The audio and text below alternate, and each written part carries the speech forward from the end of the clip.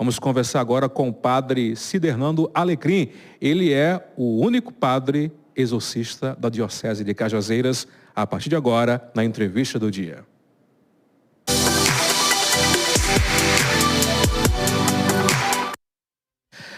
Padre, bem-vindo ao nosso programa, tudo bem? Tudo bem, obrigado desde já, Caliel, pela convocação, que me fez para estar aqui com você hoje, nesta tarde. Também, nossa saudação também a todos aqueles que nos acompanham pelo Diário News. A gratidão por este momento que nos foi cedido. Padre, eu falei que você é o único padre exorcista aqui da Diocese Cajazeiras. É verdade? Porque assim, eu nem sabia que existia um padre exorcista aqui. Você é o único e o primeiro padre exorcista desde que a Diocese existe? Você tem essa notícia? Não é bem assim, não é?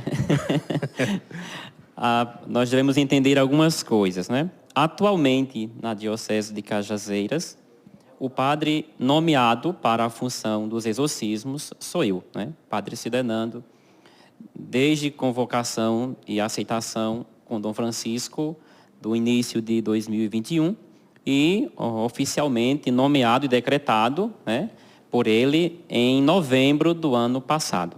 Então, eu tenho, novembro de 2021. Tem um ano e alguma coisa de exorcista oficial na Diocese, né, assumindo esta função, este serviço aqui na Diocese de Cajazeiras. Mas é importante lembrar que esse ministério é do bispo. Na diocese que um bispo não nomeia um sacerdote para esta função, ele assume a mesma, não é? Então, na diocese existe um primeiro exorcista, sim, que é o bispo. Agora ele pode delegar essa função a qualquer presbítero que ele achar conveniente. Então, todo bispo, ele já tem automaticamente essa função de ser exorcista? Faz parte do seu munus episcopal. Aqui na diocese, além do bispo, você é o primeiro padre até então? Exatamente. Na conjuntura não é, atual. Porque, assim, o Ministério dos Exorcismos, ele sempre foi uma prática na Igreja desde a era apostólica, não é? Quando Nosso Senhor, após a sua ressurreição, envia os seus discípulos e, com esta missão, este envio, vem a dimensão de exorcizar, expulsar os demônios, né? Então, desde a era apostólica até os dias de hoje, a Igreja conserva este serviço, esta prática, né? De lá para cá, os bispos, como legítimos sucessores dos apóstolos, e em comunhão com eles, os presbíteros, os padres ordenados que colaboram com o bispo na sua função, né? Mas é importante lembrar que a prática dos exorcismos é uma prática que vem acompanhando a Igreja desde o seu nascimento, né? O padre, é o padre que decide ser exorcista ou é uma indicação direta do bispo da diocese? É escolha direta do bispo. O bispo, ele, lógico, deve olhar, o bispo conhece muito bem os seus presbíteros e ele vai observando e vendo qual dos presbíteros se encaixa dentro daquilo que é exigência, porque para assumir esta função, o próprio Código de Direito Canônico também traz algumas normas que devem ser observadas. Primeiro, não é somente um querer a gente dizer, vou ser exorcista, não. Até mesmo porque isso nem é status, é um serviço e um serviço muito árduo, né? Que exige de nossa parte uma energia e uma disposição muito intensa. Mas dentre os critérios que o próprio Código de Direito Canônico elenca e que o bispo tem que observar na hora de escolher está o exorcista deve ser um homem, um presbítero de vida de oração, né, dotado de piedade. Ou seja, aquilo que ele vive é aquilo que ele celebra, né? E a partir desta vivência, da sua espiritualidade, da sua vida de oração e de consagração, de entrega a Deus, vai também sendo exigido por parte dele o quê? A prudência. A prudência, a sabedoria, porque vai chegar um momento em que o exorcista, a partir daquilo que é colocado para ele vai ter que analisar casos por casos, vai ter que dar um juízo moral do que realmente está acontecendo, está passando ali. Então, ele deve ser um homem dotado de ciência de prudência também, né? O que deve ser orientado, quando deve ser feito, né? Então, veja que é uma coisa muito, pesa muito sobre a gente. É uma isso aí, responsabilidade né? muito grande. Além da integridade moral, da integridade de vida, né? Então, o exorcista é aquele sacerdote que deve, acima de tudo, procurar dar um bom exemplo na sua conduta, na sua forma de agir, de viver a sua fé no meio dos seus irmãos, né? E além de todos estes critérios, algo que é muito importante é a dimensão da obediência.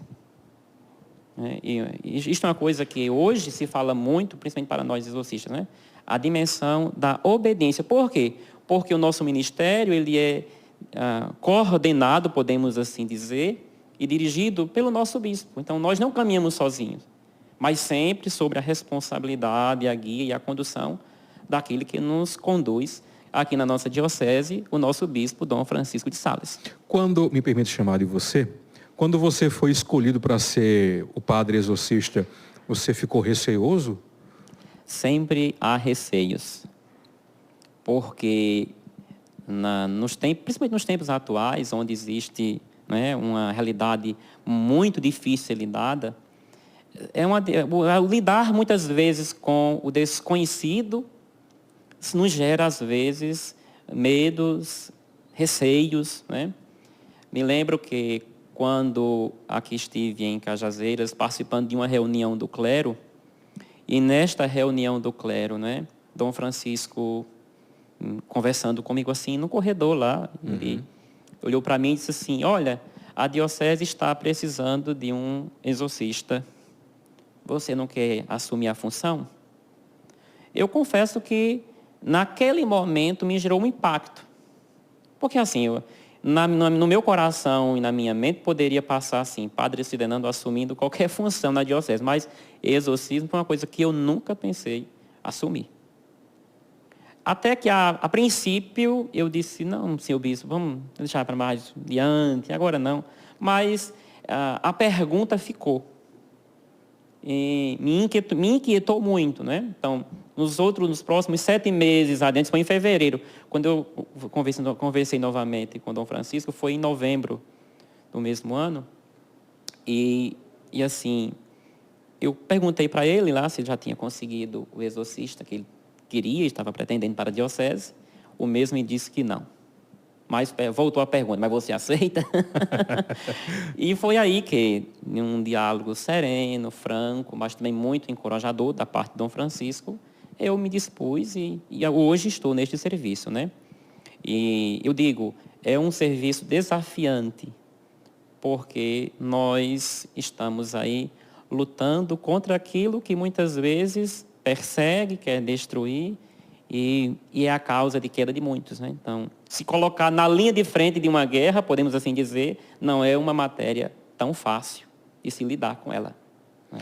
Essa é uma formação adicional para ser exorcista. É feita diretamente no Vaticano, padre? Antes do Concílio Vaticano II, o exorcismo fazia parte das ordens menores. Todos os sacerdotes, para serem ordenados, né, recebiam do bispo esse ministério. Lógico, era sempre coordenado pelo bispo. Então, antes do Vaticano II, o exorcismo fazia parte das ordens menores, que é justamente com o leitorato, o acolitato, né, o osteriato. Então, fazia parte deste grupo. Com a reformulação do rito que o Concílio Vaticano II apresentou, então, o exorcismo ele passou de ordem menor para ser resguardado unicamente pelo bispo e confiado ao sacerdote que ele escolher. Então, nos últimos 60 anos, na igreja, vem caminhando desta forma, né? Quem é o exorcista da diocese? É o bispo. Agora, ele confia este munus, este ministério, a quem ele escolher. Entendi. Será que já houve algum exorcismo aqui na cidade de Cajazeiras? Daqui a pouquinho a gente vai perguntar ao padre Sidenando. Ô padre, em que situação se deve solicitar um padre exorcista? E aí eu já complemento com a segunda pergunta. 2 perguntas em uma. Há uma diferença entre possessão demoníaca e transtornos mentais. Você recebe também essa preparação para conseguir identificar o que é transtorno do que é possessão? A gente não caminha sozinho. Eu sempre digo, na igreja, a caminhada da igreja é uma caminhada comunitária. Quando o bispo nomeia um sacerdote para esta função, e isso também, lógico, nos foi muito bem orientado pela primeira formação que eu recebi, pelo Ateneu Pontifício Regina Apostolo de Roma, né?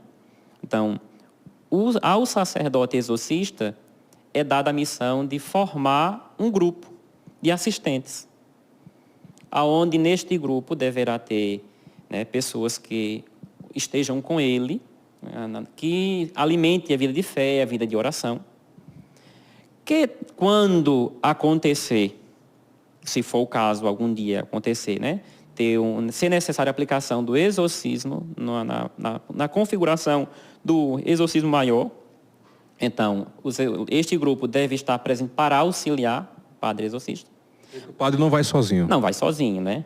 Depois é necessário também ter junto, né, a este grupo psicólogo, médicos, né? E é interessante que estes também possam acompanhar, né, com a família o rito, porque hoje a gente vive num mundo muito complexo e difícil de se lidar, né? Então, a gente não deve jamais caminhar sozinho. Lógico, toda esta caminhada, que é este serviço, sempre digo, é feito, mas em comunhão sempre com o meu bispo, né? Me lembro que logo no início, quando até então ele não me tinha feito o decreto de nomeação, para todos os casos que eu fosse atender, né, ou ele me ligava, ou dizia, olha, apareceu um caso aqui, vai lá averiguar, ver, e me dava a permissão, se necessário for, para a aplicação do rito. Mas quando não se tem uma nomeação oficial, a gente só tem a permissão para o caso em particular. Ou seja, se aparece um caso aqui, eu peço a permissão ao meu bispo, atendo este caso. Mas se chegar um segundo, eu tenho que ligar novamente para pedir a permissão para fazer o atendimento. Ah, entendi. Mas é importante perceber uma coisa, não é? Para o exorcista, né, o atendimento que ele faz deve ser quando existe a dúvida. Por quê? A gente tem que entrar na cabeça também a ideia de que o exorcista é um padre com superpoderes, como se ele tivesse, né, uma varinha mágica, ou a água exorcizada é assim, algo como um pó mágico que vai resolver o problema, e não é assim. A gente vê muito, há muito na cultura que vem dos filmes, que o padre vai lá com a Bíblia, com água benta, e joga água benta lá no espírito lá e começa a passar mal, a se retorcer. É mais ou menos, quais são as armas do exorcismo que o padre usa? É a Bíblia, o crucifixo, a água benta? Antes de eu te responder isso, eu só gostaria de completar a pergunta que você fez anterior, não é? Então, como eu dizia, é necessário recordar isso. O exorcista não é um super padre, ele é um padre como os outros. Agora que, se aparece um caso que é desta dimensão, lógico, os meus irmãos padres não têm essa faculdade, então eles vão orientar, acompanhar. Mas eu sempre digo, primeiro, o caso deve ser acompanhado primeiro pelo padre daquela paróquia. Ou seja, o sacerdote na sua paróquia tem a missão de cura das almas. A ele foi confiado um povo, uma comunidade, que ele deve zelar. Então, se chega alguém dizendo, eu estou passando por problemas, por situações, caberá ao sacerdote daquela comunidade poder ir ali, visitar, averiguar quais são os fenômenos que acontecem naquela casa, junto com aquela família. Não é só chegar lá e já querer fazer... Não, jamais. Então, primeiro deve ter esse acompanhamento. Porque é importante lembrar uma coisa. Eu sempre questiono as famílias, não é? Como é que vai a sua vida de fé? Porque às vezes a gente quer procurar os padres, o exorcista, como se a gente fosse resolver o problema, mas se a pessoa não tem aquela abertura, como é que vamos né, transformar a vida de alguém se a própria pessoa não se abre para isso. Faz sentido. Então, a primeira coisa que eu pergunto é para as famílias: quanto tempo faz que, por exemplo, buscou os sacramentos? Como está a sua participação na vida da igreja, da sua comunidade? Né? A família tem hábitos de oração? Porque se tornou hoje escasso esse hábito da oração, eles se reunirem para rezar. Então, como os mais velhos dizem, não é? Quem não reza, o diabo leva. Né? Existe este ditado, não é? Então, quem não reza, o diabo leva. Para mostrar o quê? Ou a gente tem intimidade com Deus, vida de oração, vida de intimidade, ou a gente fica vulnerável. E porque o demônio entra na família, entra na nossa estrutura humana a partir da fragilidade do pecado. Quando existe uma possessão demoníaca, o demônio, ele, pelo que você está falando, eu entendi que ele não chega de forma abrupta, ele vai rondando, ele vai encontrando, vai chegando sorrateiramente aos poucos. Porque a gente tem que destacar duas coisas, Caliel. Primeiro, lógico, quando a gente fala em exorcismo, a gente fica muito focado naquela questão da possessão, né? Mas a possessão, por si, é a ação extraordinária do demônio. Ou seja, é um fator muito difícil de se acontecer. Para chegar até ali, existe todo um caminho a ser percorrido. Fala, né? Para acontecer a possessão física, literalmente. Isso, a possessão como a gente a entende, não é? Então, é muito difícil. Mas a gente esquece que existe algo que talvez seja muito pior, que é a ação cotidiana do demônio. Como assim? Porque a ação cotidiana do demônio é a tentação. Uma coisa é a possessão, outra coisa é a tentação. No caso da tentação, ela é muito mais perigosa. Por quê? Porque pela tentação que nos é imposta, nós podemos construir a nossa própria condenação. Diferentemente da possessão, porque nenhuma possessão acontece sem o consentimento divino. Eu ia perguntar isso. Por que é que Deus permite, então, que aconteça isso? Deus não quer o mal.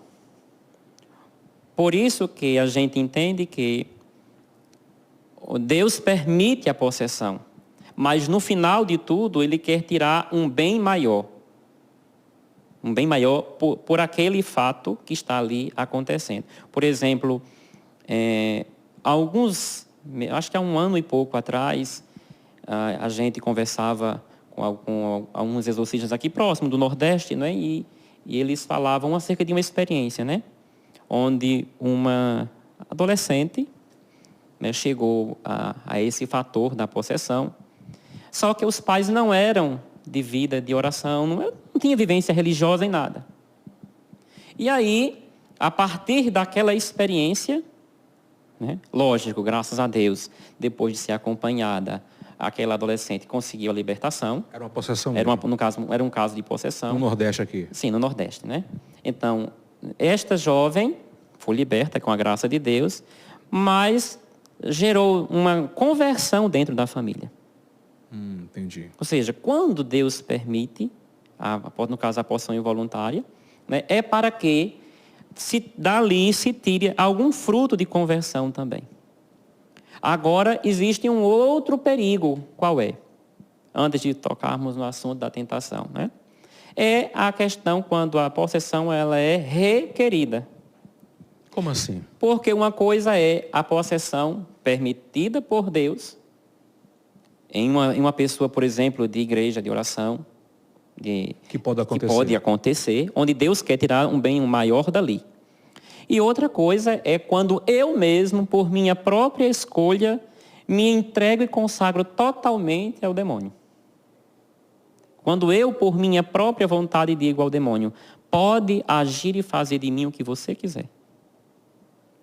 É o que nós chamamos de possessão requerida ou voluntária. Né? Então, aí existe um perigo, porque a própria pessoa deseja isso. É mais difícil de retirar nesses casos? Não vamos dizer retirar. né? Porque a gente não retira, a gente expulsa. Né? Pela oração da igreja, pelo ministério sacerdotal, né? Que tem essa dimensão bonita e profunda como constituinte dele, né? Mas se torna mais profunda e arraigada na alma da pessoa, porque a pessoa não quer libertação. É mais trabalhoso. A pessoa não quer. Porque, diferentemente, por exemplo, quando existe um caso de possessão que as pessoas nos procuram, a pessoa querendo, quando a pessoa quer, o exorcista também, ao acompanhar um caso deste, ele deverá também acompanhar e orientar os passos a serem dados. Não é só chegar à pessoa e dizer, o padre vai jogar água exorcizada em mim, vai apresentar um crucifixo para mim, né? Não é somente isso. Mas usa também um crucifixo, água benta?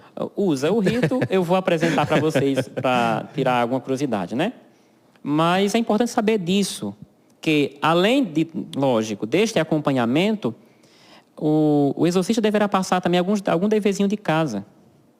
Por exemplo, a adoração eucarística, a prática da oração, a prática devocional, né? A participação na Santa Eucaristia, a comunhão sacramental, receber, a confissão, a direção espiritual. Então, estes são caminhos que vão nos fortalecendo na luta contra o demônio, né? E também vai gerando na nossa própria vida também um efeito de transformação e de mudança. Mas se a gente orienta e a pessoa, por sua própria escolha, não quer, aí se torna um caminho muito difícil de ser trilhado, porque ninguém faz uma caminhada sozinho, né? Então, deverá ter também por parte da pessoa essa abertura.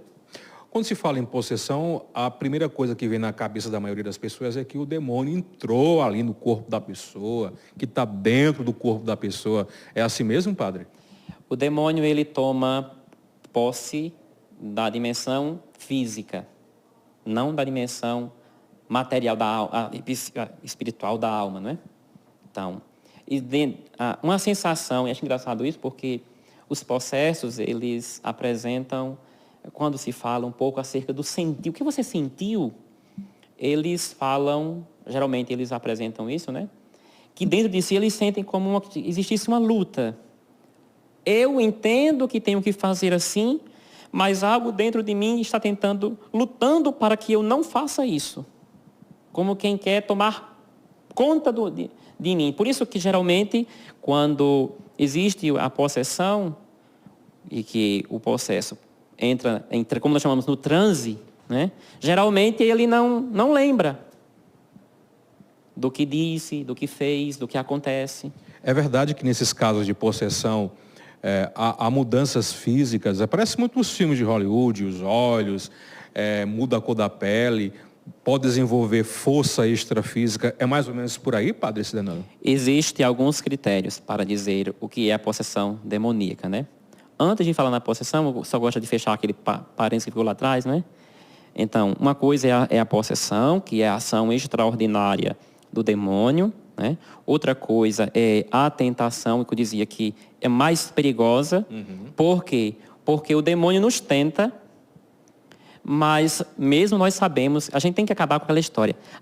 Que a tentação foi mais forte do que eu.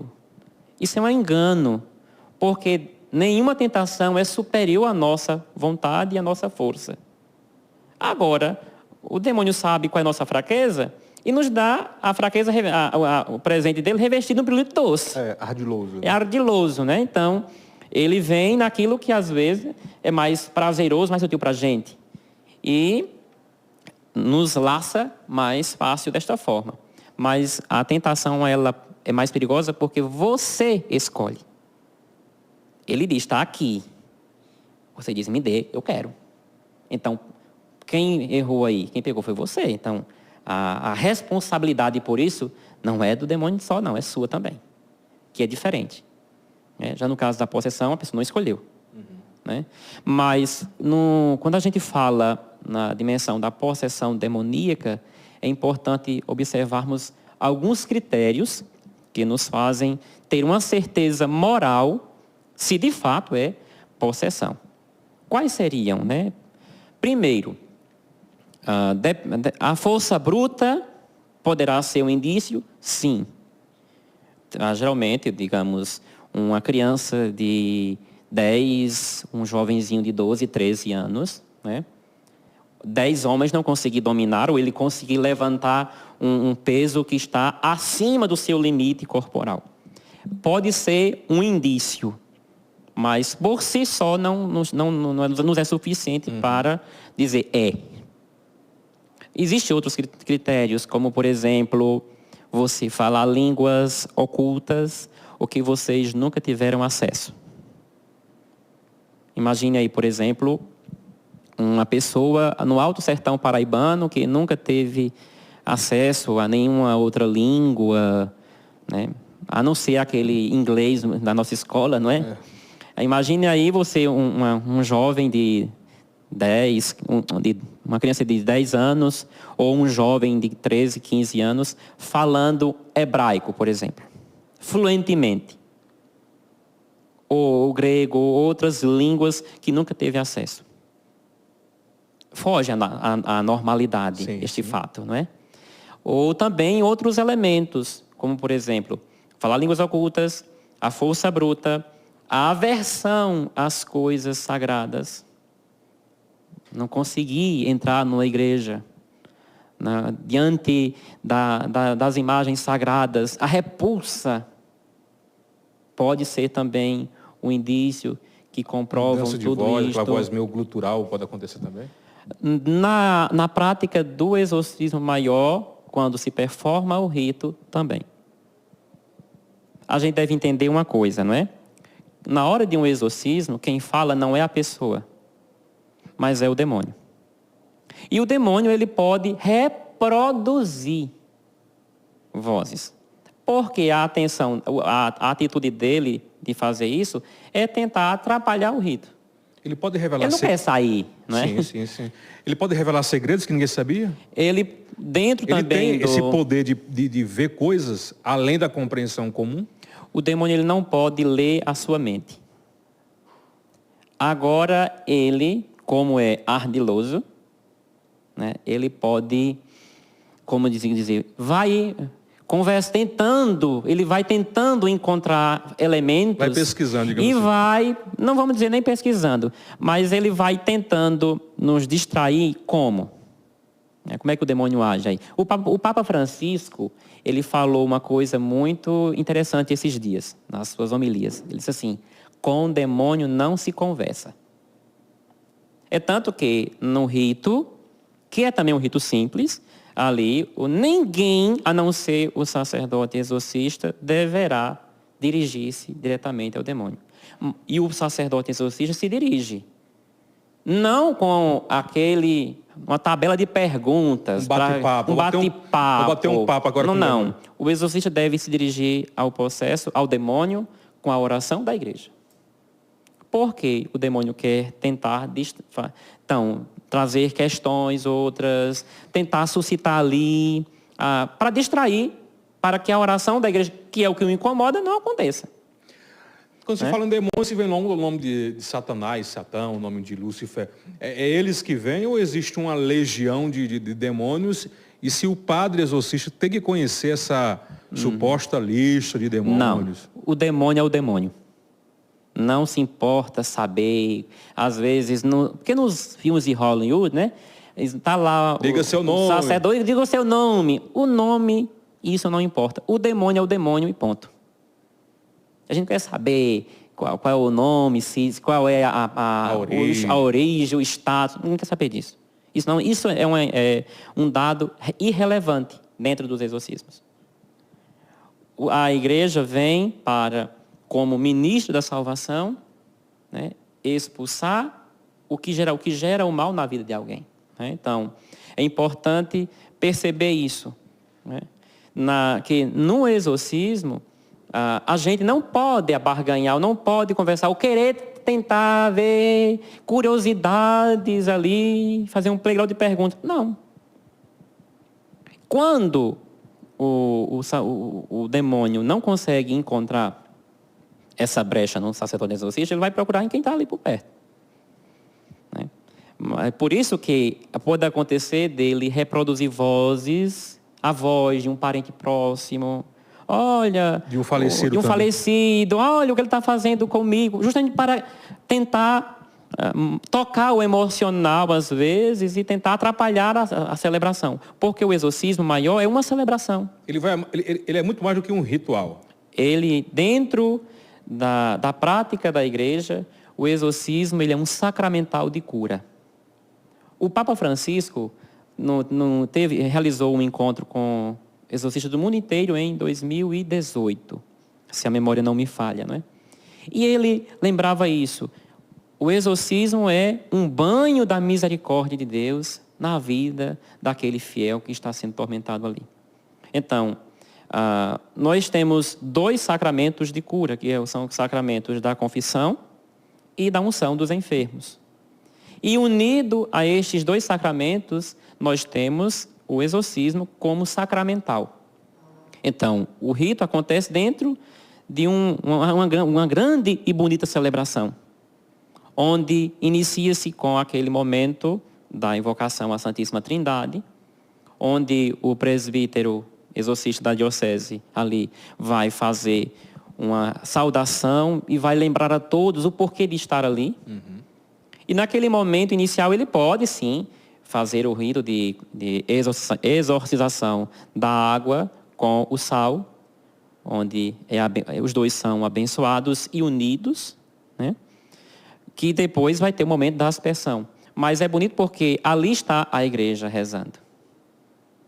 Porque neste momento se convoca a unidade da igreja, com a prece de todos os santos, quando se reza a ladainha, né? Então, a igreja que está aqui, reunida, pedindo a libertação do fiel, se une à igreja do céu, a igreja da glória, para interceder a Deus por aquele fiel atormentado. Esse rito todo vai em português ou tem alguma parte em latim? Língua vernácula.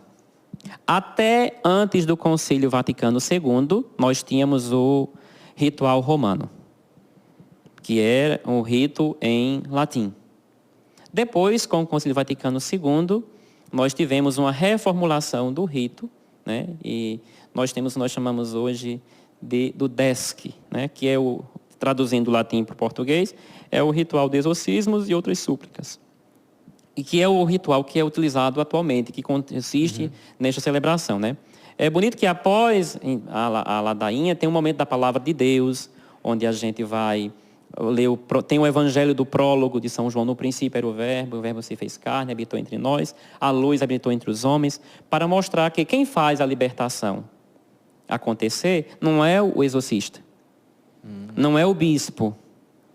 Quem faz a libertação acontecer é Deus, utilizando-se dos seus ministros. Então, quem liberta é Jesus Cristo, né? E é importante destacar isso.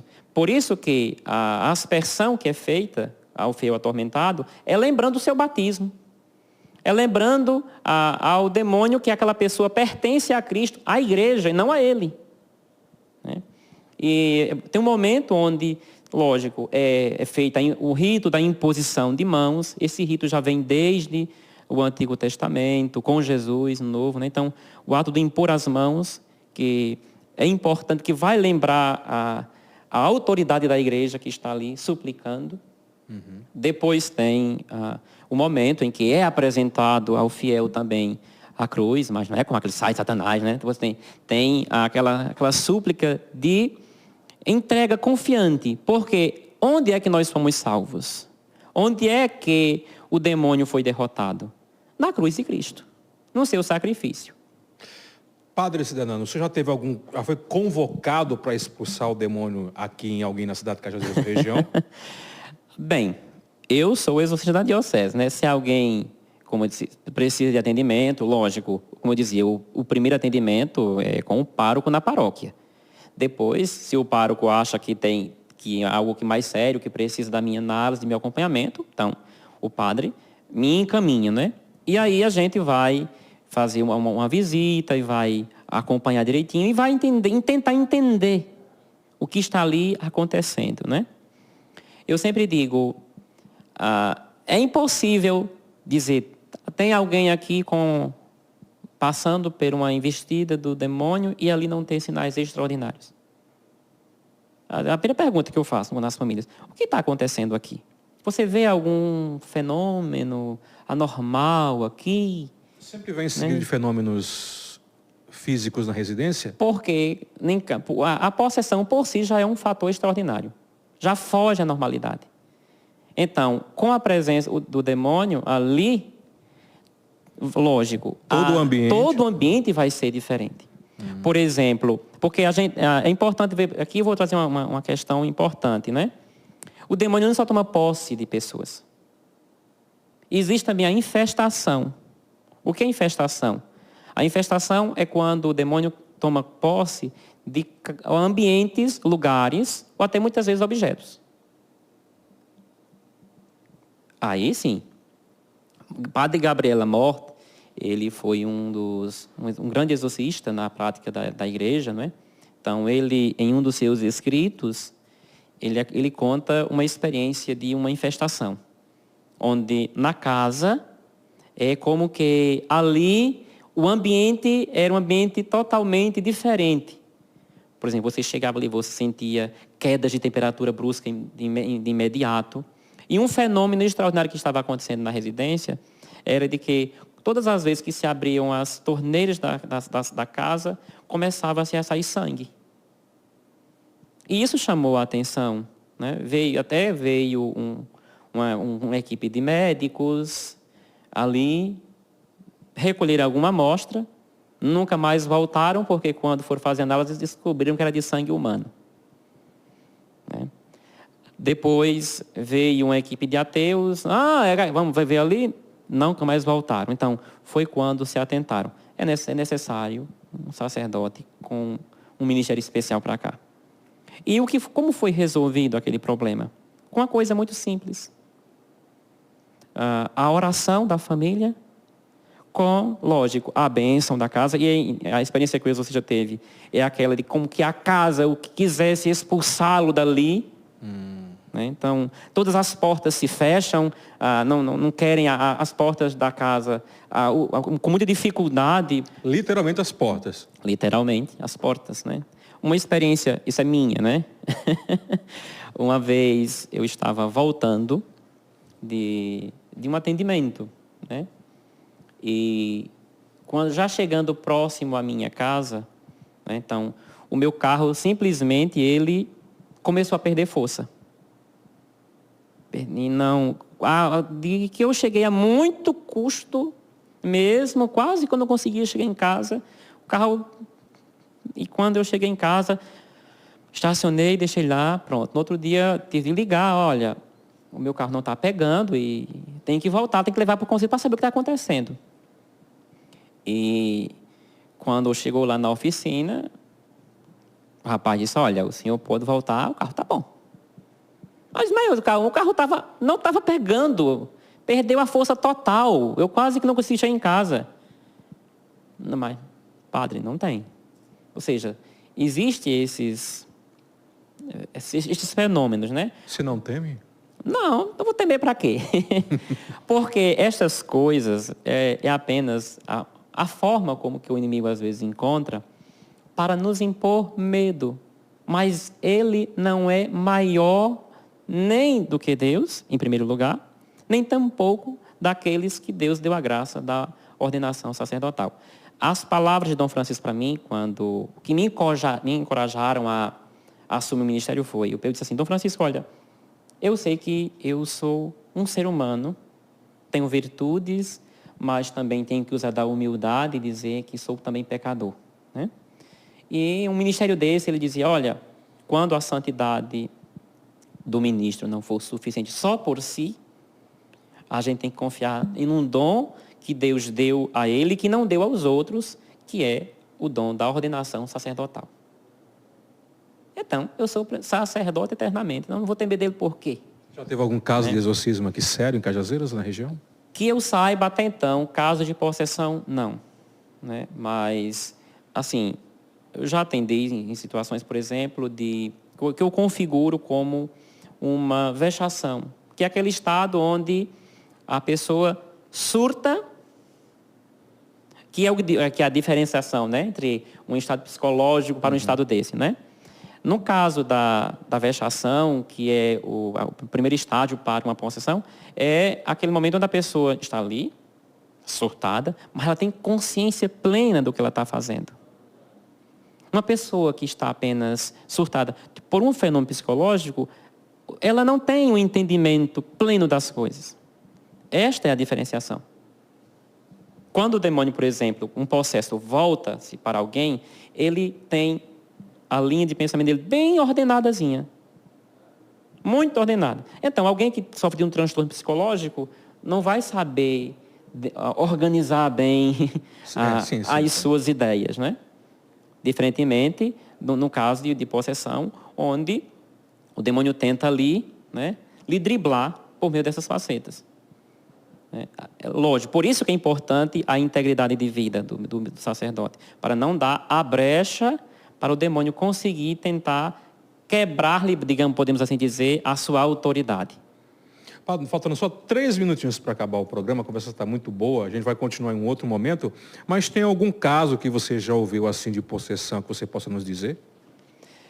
Este caso desta jovem, né, aqui da região Nordeste, que nos chamou a atenção, né, que aconteceu de fato, mas assim, de possessão, eu acho interessante um fenômeno que aconteceu aqui na Paraíba, bem próximo da gente. Eu não posso dizer porque entra numa matéria assim que é muito um pouco assim reservada, né? Uhum. Mas era um padre que esteve fazendo uma visita, e aí o padre chegou lá e disse assim, aí a pessoa que estava no quarto, a possessa, né, disse assim, você veio fazer o que aqui? Esse padre veio fazer o que aqui? Ou seja, o padre não tinha nem dado bom dia. E a jovem já gritou lá dentro, já sabia que era um padre, né? E assim, aí foi quando o padre intuiu, epa, o negócio aqui não é para mim.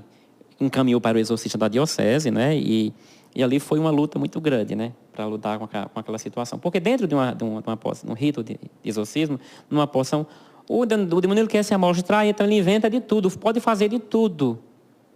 Né? Desde a materializar coisas. Né? É possível materializar? É possível, sim. Por exemplo, o possessivo pode babar muito, e ali ele pode materializar as coisas. Pode ocorrer momentos de que ele acontecer sangramentos, e quando termina o rito você não vê nada ali, nenhum corte, nada. Né? Ou materializar coisas, cuspir prego, cuspir vidro, e outras coisas. Então, falar em exorcismo é matéria muito difícil. Por exemplo, Gabriela Morte, no primeiro rito que ele aplicou, do exorcismo maior, no caso de possessão, esse foi o mais forte que ele relata, a possessa levitou mais de 1 metro da cadeira, né? Nossa. Para você ter noção. É assustador. Não é assustador, não. A graça de Deus que passa pela sua igreja é maior. O demônio quer parecer que é maior, mas ele não é, ele já é derrotado. É porque ele não baixa a cabeça no seu orgulho para reconhecer isso. Padre Fernando Alecrim, obrigado pela sua participação. Espero que a gente possa voltar a bater um outro bate-papo sobre exorcismo. Espero que você não tenha que enfrentar um exorcismo desse, escabroso, com essas coisas todas, mas se for requerido, se for da vontade de Deus, você vai ter que ir, felizmente ou infelizmente. O padre, ele preside qual paróquia? Eu sou padre, atualmente, na paróquia Sagrado Coração de Jesus, na cidade de São Francisco, próximo a Sousa. Qual o conselho que o senhor dá para as pessoas que estão nos assistindo agora? O conselho que eu dou é, busque sempre a Deus e tenha uma vida de fé.